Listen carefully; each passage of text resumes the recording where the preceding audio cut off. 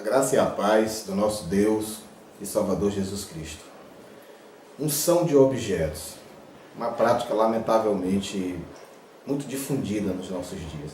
Hoje unge-se casas, unge-se carros, debaixo da suposta argumentação de que isso evitaria acidentes ou assaltos, no caso das casas.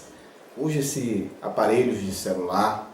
É uma prática absurdamente mística, supersticiosa, sincrética, mas que lamentavelmente tem sido largamente difundida no meio cristão, sobretudo por conta da ignorância que se tem no que diz respeito à significação da unção dentro das Escrituras. Portanto, é uma pergunta muito pertinente e nós esperamos em Cristo que possamos juntos aprender a forma correta de lidarmos com esse ensinamento e essa realidade daquilo que de fato estabelece a palavra do Senhor.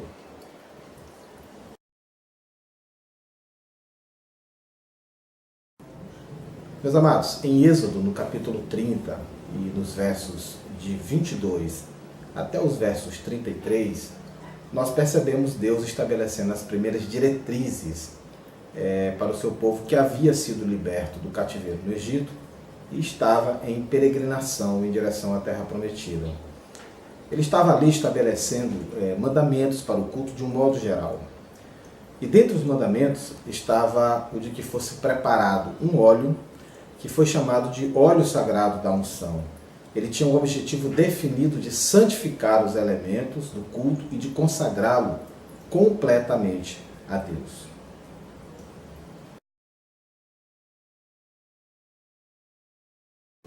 Nós temos na Bíblia a unção de pessoas em 3 níveis. Temos a unção de reis, nós temos a unção de sacerdotes e nós temos a unção de profetas. Os reis, eles eram ungidos, evidentemente, para representar o povo, para libertar o povo, para comandar o povo. Os sacerdotes eram ungidos para fazer a intermediação entre o povo e Deus. Os profetas eram um ofício estabelecido pelo próprio ato da unção. A gente vê isso lá em Isaías, capítulo 61, de 1 a 3. Eram porta-vozes da palavra de Deus. É bom que nós atentemos para o fato de que Jesus cumpriu cabalmente essas 3 unções. No caso do profeta, ele foi perfeitamente ungido para essa função porque ele anunciava as boas novas. Ele foi também rei, ungido rei por Deus como libertador e como rei, na realidade, de todo o povo e de toda a humanidade. E como sacerdote, porque Jesus fez a perfeita intermediação entre toda a humanidade e Deus.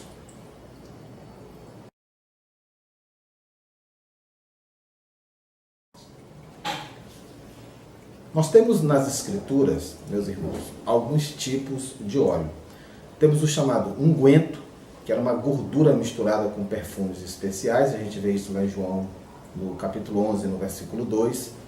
E ele também era largamente utilizado no cuidado pessoal com o corpo, porque ele era um excelente hidratante. Você pode ver isso também lá em Daniel, capítulo 10, versos de 2 a 3, e Ruth, capítulo 3, no versículo 3 também. Haviam óleos curativos que amoleciam feridas e, quando misturados a determinadas ervas, eles se tornavam medicamentos poderosos e eram utilizados nos mais diversos males. Isaías capítulo 1, versículo 6, Lucas 10, 34, são referências que nos levam nessa direção. Havia também o unguento fúnebre, que era utilizado na preparação do corpo para o sepultamento como parte de um processo de embalsamento. Mateus 26, 12, Lucas 23, de 55 até os 56, nos falam a esse respeito.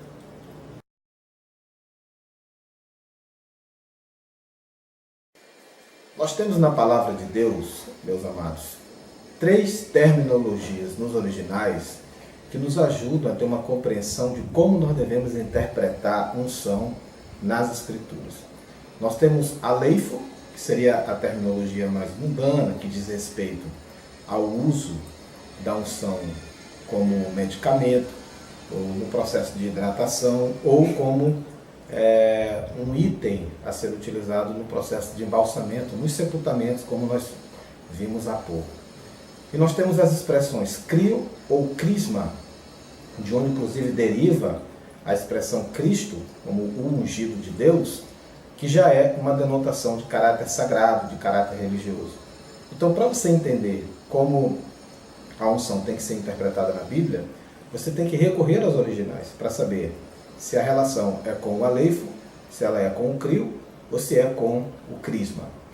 O Novo Testamento, irmãos, ele não prescreve unção com o óleo na consagração de ministros, por exemplo, que é uma prática muito utilizada também nos nossos dias. O que nós percebemos na palavra é que na consagração de ministros se utiliza a imposição de mãos e não a unção.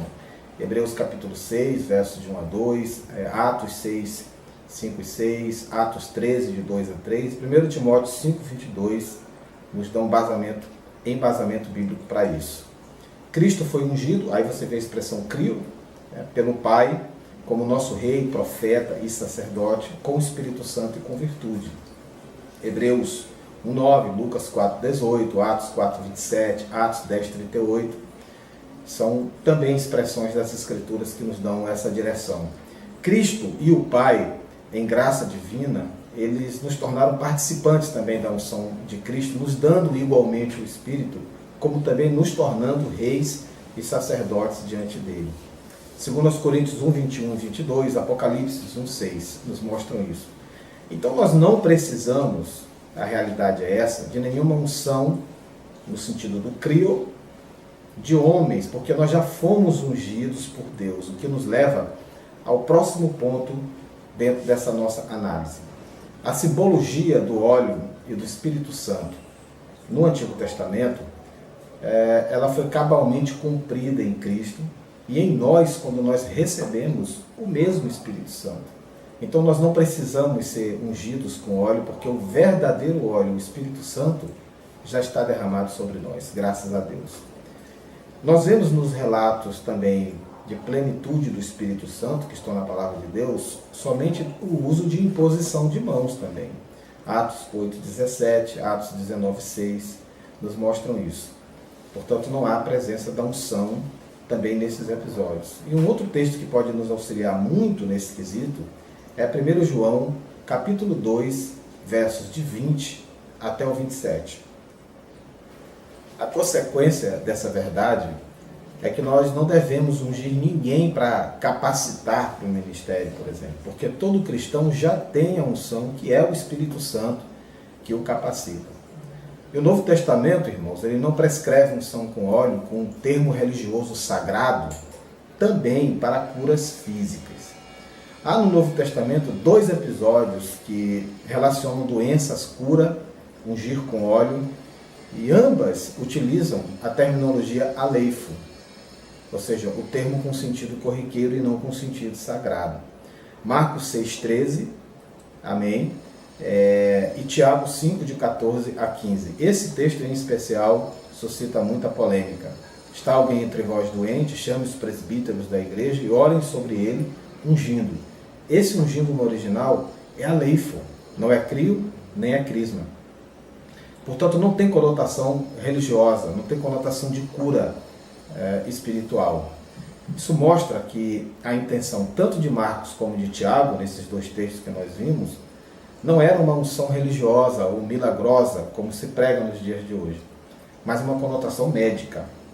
E contextualizando os versículos para os dias de hoje, seria algo como: eles davam o remédio e oravam a Deus para que o Senhor abençoasse e dessa forma pudesse obter a cura física.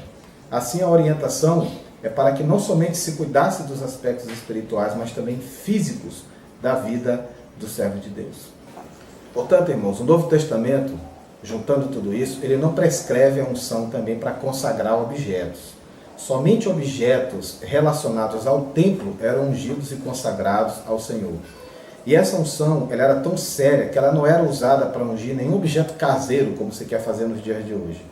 Logo, eu quero apresentar aqui 3 motivos para você não ungir objetos em sua casa de forma alguma. Primeiramente, nós não estamos mais sob a lei cerimonial do Antigo Testamento. Ela foi completamente abolida pelo sacerdócio de Cristo. Segundo, nós não temos mais templos no molde do Antigo Testamento. Amém? E a igreja local, hoje, ela não é um templo nesse aspecto bíblico. Sua igreja local é um edifício onde os templos de Deus, que somos todos nós, se reúnem. Portanto, se há alguma coisa a ser ungida e a ser consagrada hoje em dia, é você mesmo, cristão. Amém? E você não é Deus para fazer isso, portanto você não pode se auto-ungir. Não existe nenhum tipo de fundamentação bíblica para isso. Isso significa que você não precisa ungir seu carro, você não precisa ungir sua casa, porque isso tudo já pertence a Deus, tanto porque toda a terra e tudo que nela contém já pertence ao Senhor. Amém? Então essa prática, ela é uma prática completamente fora dos padrões da palavra de Deus, ela está muito mais relacionada com crendices populares, com sincretismos da nossa época, e tem que ser completamente abolida do contexto cristão para o bem e para a saúde da sã doutrina e do Evangelho de nosso Senhor Jesus Cristo.